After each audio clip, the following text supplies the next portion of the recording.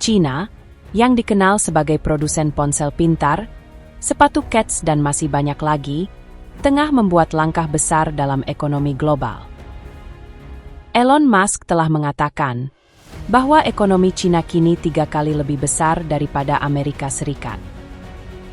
Untuk pertama kalinya, kita melihat ekonomi yang tidak hanya 2 kali lipat tetapi mungkin 3 kali lipat dari Amerika Serikat. Hal ini menunjukkan bahwa Amerika harus menyelesaikan masalah internalnya dan berkonsentrasi pada kesulitan baru ini. Sebagai contoh, bayangkan Anda mengadakan pesta masak-memasak dengan teman Anda. Anda memanggang burger, menyiapkan berbagai makanan dan minuman, semuanya tampak sempurna. Kemudian, tetangga Anda datang dengan hidangan yang luar biasa. Ia membawa pangsit, mie, sate, dan banyak lagi. Semua orang tertarik dengan hidangannya yang mengesankan. Hidangannya menarik perhatian banyak orang. Situasi ini mirip dengan kebangkitan ekonomi Tiongkok. Tiongkok tidak mencoba untuk menguasai. Sebaliknya, mereka memamerkan kekuatannya dalam ekonomi dunia. Pertumbuhan mereka menguntungkan banyak orang, tetapi beberapa di antaranya lebih diuntungkan daripada yang lain. Dalam beberapa dekade terakhir, Tiongkok telah bergeser dari masyarakatnya yang sebagian besar bertani menjadi kekuatan ekonomi dunia. Perubahan ini telah berdampak besar pada dunia, mempengaruhi pasar, industri, dan kehidupan orang-orang jauh melampaui batas wilayahnya. Kekhawatiran tentang hilangnya pekerjaan muncul saat manufaktur pindah ke negara-negara dengan tenaga kerja yang lebih murah. Namun, ekonomi dunia adalah jaringan yang kompleks, dan beberapa pekerjaan mungkin hilang karena pasar berbiaya murah, tetapi peluang baru akan muncul sebagai gantinya. Inovasi dan teknologi terus mengubah situasi pekerjaan, menciptakan peran yang tidak ada 10 tahun lalu. Situasi ini bukanlah permainan. Sebaliknya, kerjasama yang saling menguntungkan sangat penting. Ketika negara-negara berkolaborasi, mereka akan mencapai lebih banyak hal bersama yang mengarah pada kemakmuran dan mendorong inovasi dan pertumbuhan bagi keduanya. Keberhasilan ekonomi Tiongkok tidak berarti Amerika gagal. Ekonomi kedua negara saling terkait erat. Perusahaan-perusahaan Amerika memperoleh keuntungan dari akses ke pasar Tiongkok, sementara perusahaan-perusahaan Tiongkok memperoleh keuntungan dari pertukaran barang dan jasa yang akan mendorong kemajuan dan meningkatkan standar hidup di kedua negara. Hubungan ekonomi bersifat kompleks, yang melibatkan perdagangan, investasi, dan berbagi teknologi. Kebangkitan satu negara akan menciptakan persaingan, tetapi juga mendorong kolaborasi dan pertumbuhan ekonomi bersama. Metode Tiongkok yang berfokus dengan membangun koneksi dan hubungan, strategi ini sangat penting dalam mengembangkan ekonomi yang terhubung dengan baik dan efisien. Jelas bahwa cara Cina ini berjalan dengan efektif, seperti memiliki teman yang selalu menghubungi terlebih dahulu. Ini adalah pendekatan yang teruji. Namun, penting untuk diingat bahwa berkonsentrasi hanya pada PDB dapat menyesatkan. Meskipun pertumbuhan ekonomi Tiongkok luar biasa, kita harus mengakui kesulitan yang dihadapi Tiongkok, seperti polusi dan ketimpangan pendapatan.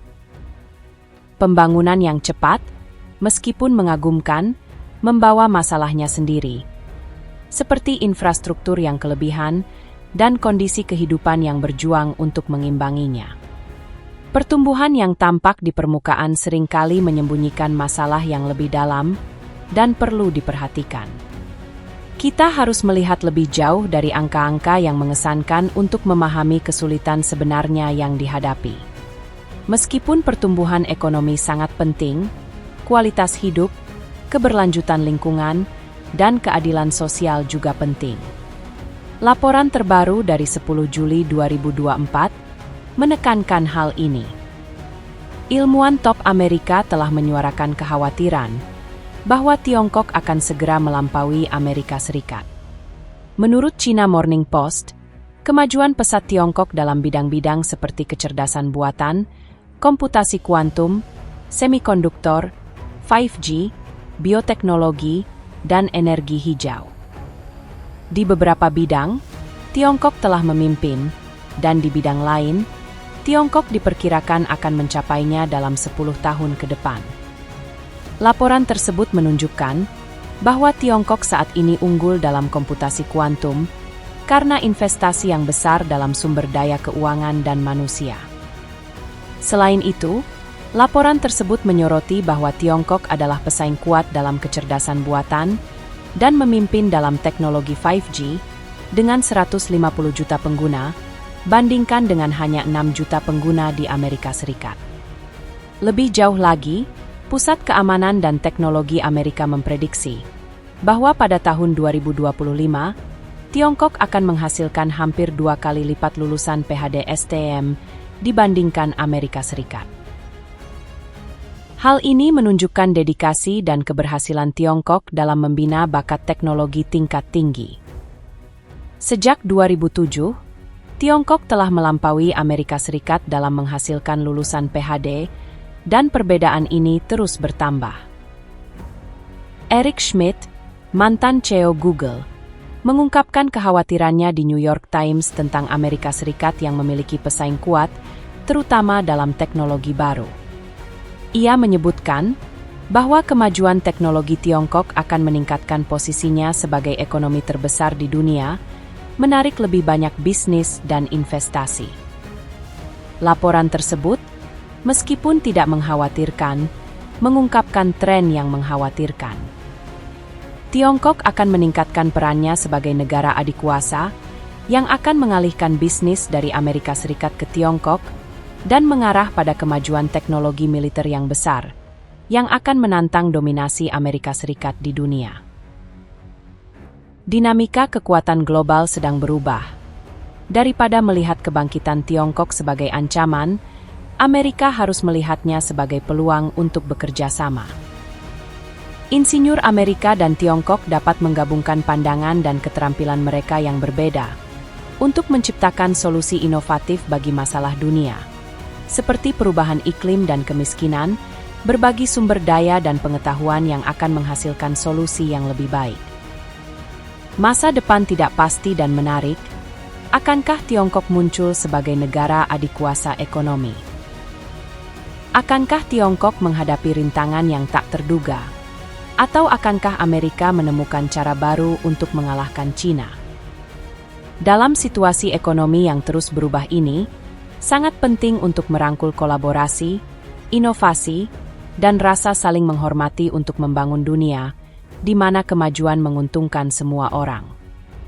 Saat kita memikirkan tentang dinamika dunia yang terus berubah, akankah Tiongkok menjadi negara adikuasa ekonomi? Apa pendapat Anda tentang masalah ini?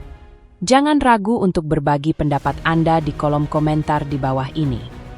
Jangan lupa untuk menunjukkan dukungan Anda dengan menyukai dan berlangganan channel kami untuk mendapatkan video menarik lainnya.